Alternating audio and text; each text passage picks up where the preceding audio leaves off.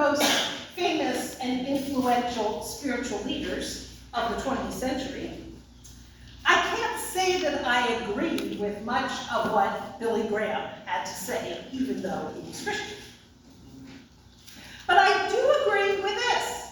He said, and we'll ignore the fact that it uses male terminology, if a person gets his attitude toward money straight, it will help straighten out every other area in his life. Well, I agree with that, except for the his part. It also works for her and them as well. Yes, money has a huge influence over things. We just celebrated Valentine's Day. And what is one of the biggest stressors in a relationship? Often it's money. Money influences so many areas of our life. Our health, our access to health care, what we can eat, where we can live, and the stress we have in our lives that influences our physical health. It all has to do with money. Education and the ability of children to learn at school, this has to do with money. Why would you pay attention to a teacher when you're constantly distracted by the pangs of your empty stomach? How can a parent who is working 3 jobs have time to help with homework or take a child to the library? Money influences all of this. How we use our time, it influences our transportation choices, it influences the negative impact we have on the environment. I mean, money has a huge influence on life. Just about every problem we encounter has a dimension that involves money. Sexism, bias against immigrants, treatment of trans athletes since sport has become big business, climate change given heavy financial investments in oil and gas, and of course, racism in all its awful forms. As Cornel West, the premier African-American scholar of our age, tells us in his book, Race Matters, if racism didn't have financial implications that favored some, if people weren't getting rich off racism, it wouldn't exist. Financial gain based on racism is alive and well, even though people are no longer allowed to own slaves. The great human rights leaders of the 20th century, Mahatma Gandhi, Martin Luther King, Nelson Mandela, and so many others, all saw the significance of economic arrangements related to the cause of freedom. When Billy Graham said, if a person gets his attitude toward money straight, it'll help straighten out almost every other area in his life, the Bible makes it clear that our health as a community, as individuals, as a society, as a species, it all involves our attitude toward money. Again and again and again in the Bible, there's mention of creating a society that is just, where everyone has access to the abundance provided by God. For instance, it's made clear that when farmers harvest their crops, they are to leave the area near the edges of the fields untouched so that people who don't own land, who are hungry, who are poor, orphans, widows, so they can come and glean and acquire needed food from the edges of the fields. It's like saying to someone with an orange grove, you don't harvest from the trees on the perimeter of your grove. That's to be left for the vulnerable, the poor, whoever, to come and pick the oranges that they need. It's hard to imagine. I mean, can you imagine it? The royal psalms in the book of Psalms are filled with admonishments that leaders consider the needs of those made poor and pursue justice. The prophets decry the greed and insensitivity of the people, including religious officials, that leave so many poor. Maybe to assuage their guilt, people associated wealth with blessing from God. If you were rich, God was rewarding you for your faithfulness. If you were poor, well, you must have done something bad, and God's punishing you. We know about blaming the poor for their circumstances. They're lazy.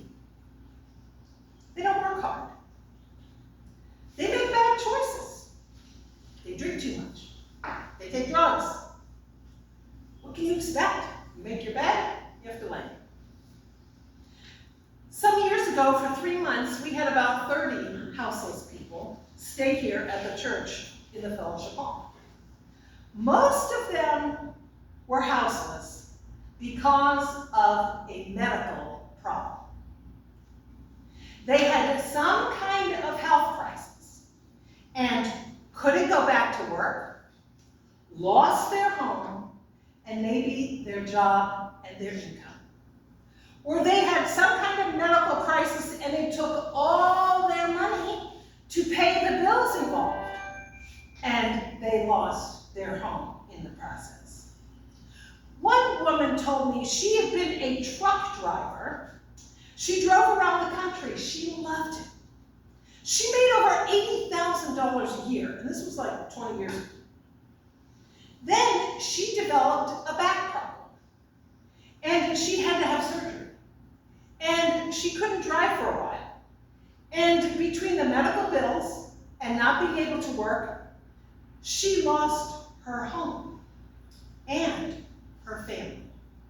I mean, that's just one story, and it can be repeated again and again and again when you talk to people who are made poor. So Jesus, in his famous sermon from the Gospels, most famous sermon, begins with, "Blessed are the poor." He's just finished addressing the needs of the crowds, healing people, casting out demons, offering compassion and assurance to a crowd of people, many of whom were probably poor. Then he proceeds to teaching, after the people have been cared for, and he begins by announcing, "Blessed are the poor." Those made poor are God's favored ones. They are the ones God cares most about and wants to be happy. The poor? Blessed are the poor. It was absolutely scandalous, rebellious, and revolutionary even back then. It was an absolute reversal of all the assumptions and attitudes.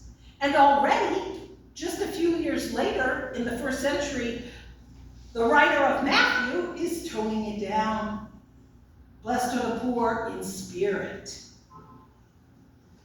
To say those made poor have God's favor is to turn the tables on everything. Because poverty is personal, but it's also social. It's individual, but it's also systemic. It is private, but it's also institutional. So the blessing of the poor, favoritism toward the poor, means the transformation of life as we know it. We are constantly resisting the admonitions of God and of our faith around money. It's nothing new. That's probably why it's constantly being mentioned in the Bible, and why Billy Graham said what he did. He did know his Bible. He knew there were continual references to caring for the poor and the vulnerable. The Bible clearly shows God is biased. God is prejudiced. God is partisan toward those made poor. Now, we know about white privilege, those of us who are white. We are benefiting from our whiteness all the time in this country. And those who are not white are seeing that privilege evidenced again and again. The white child is gently encouraged to board the school bus. The black child boarding the same bus is harassed by the bus driver to get on the bus. A well-dressed white person goes into the Social Security office, and the workers are helpful and polite. A person of color, especially one that looks poor, is treated in a brusque, curt, and less than helpful manner. It happens again and again. I've seen it, and so have all of you. When we were on vacation in Golden, Colorado last summer, we were going from the airport to the Airbnb, and it was dark. At a confusing intersection, Jeff turned into the wrong lane and was going the wrong way on the road. He immediately pulled over. There was no accident, nothing like that, but there was a police car at the red light who immediately turned on the lights and the siren and approached our car. Jeff opened the window and started to explain the turn that he made. I stopped. I told the white officer, "We are from Florida. This is a rental car. We just got here. We are on vacation and we are trying to find our Airbnb." Everything changed. The policeman asked for the address of the Airbnb. He told us how to get there. He gave us his card, and he told us to contact him if he could be of any help to us while we were in Golden. Okay, that's privilege. That's preferential treatment. And that is how God and Jesus are telling us to treat those made poor, with extra consideration and assistance, with undue politeness and generosity. A side note, we told some of our friends who are black about our police encounter, and they just shook their heads. They have only ever been hassled by the police, never assisted like they were the welcome wagon. Yes, Jesus is turning the tables. He is reversing the whole structure of society that's used to praising and fawning over the rich and famous, and teaching that God intends special consideration and blessing to be bestowed upon those who are made poor. Why? Well, because if we create communities and societies that eliminate the systems, economic, social, cultural, political, religious, that create poverty, that create the conditions for poverty to thrive and flourish, if we eliminate all of that, we will all be better off. It will make things better, not only for those made poor, but for everyone. There will be a transformation of individual lives as well as society, and things will be better for everybody. Everyone will have what they need. All will know the fulfillment of sustaining one another. All will know the dignity of generosity. All will know their need, their vulnerability, their interdependence, and their dependence on that which they did not create. Call it God, love, Mother Earth, the community of life, whatever you want. All of us are beneficiaries of so much that we had nothing to do with. Blessing the poor blesses everyone. Spiritually, economically, mentally, physically, socially, like Graham says, we get the money part right. Most other things will be right as well, even education, healthcare, relationships, the arts, sports, entertainment, the economy, the condition of the planet. As peace theologian John Deere explains, if we seek only to make money and get rich, eat and drink well, laugh and have a good time, and make sure everyone likes us by never rocking the boat, then we have failed at life. Failed. Yes, God is partisan and prejudiced toward those made poor, because in the reality of God, that vision ensures the well-being of everyone and of all of creation. Fix poverty and the way people who are poor are treated, and life will be good for all. So there's this constant drumbeat throughout the Bible to keep us focused on poverty and those made poor. It was unpopular hundreds of years before Jesus. It was unpopular in Jesus' day, and it's extremely unpopular in our day. Even churchgoers are reticent to talk about the drastic term demanded by the gospel. Because yes, like in Jesus' day, people who work for the blessing of the poor will be hated, scorned, insulted, and spurned. The most compelling image of poverty that I witnessed was when we were in Kenya in 1995. We were in a village. We came by car. There were other cars.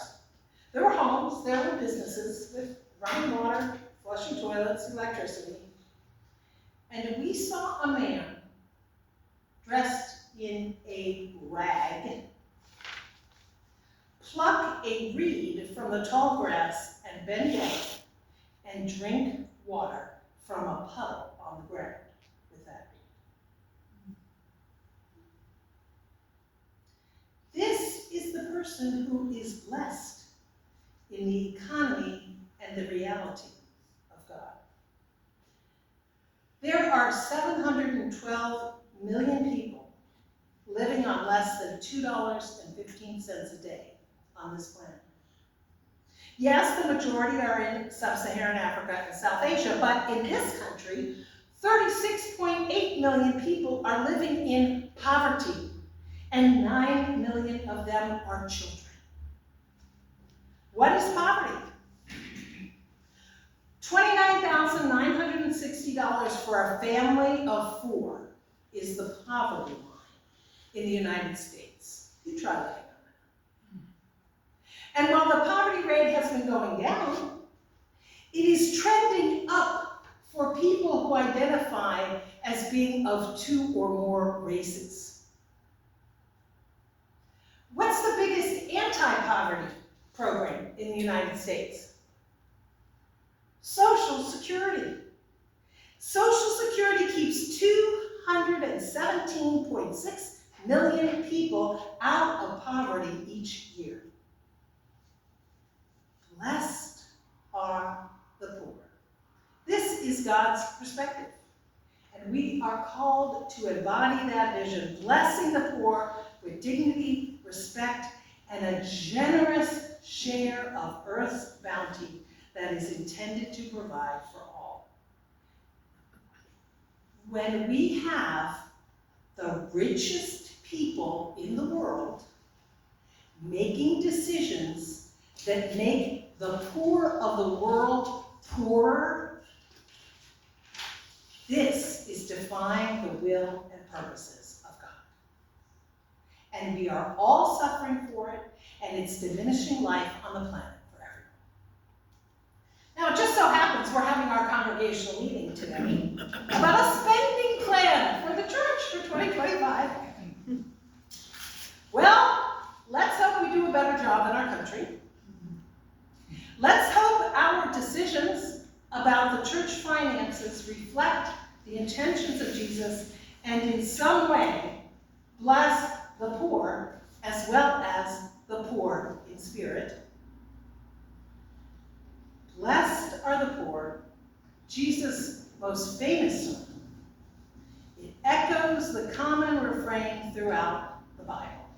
The God of our tradition, however we may conceive of that God, expects preferential treatment for those made poor, expects the elimination of poverty so that all may be blessed with abundant life. Amen.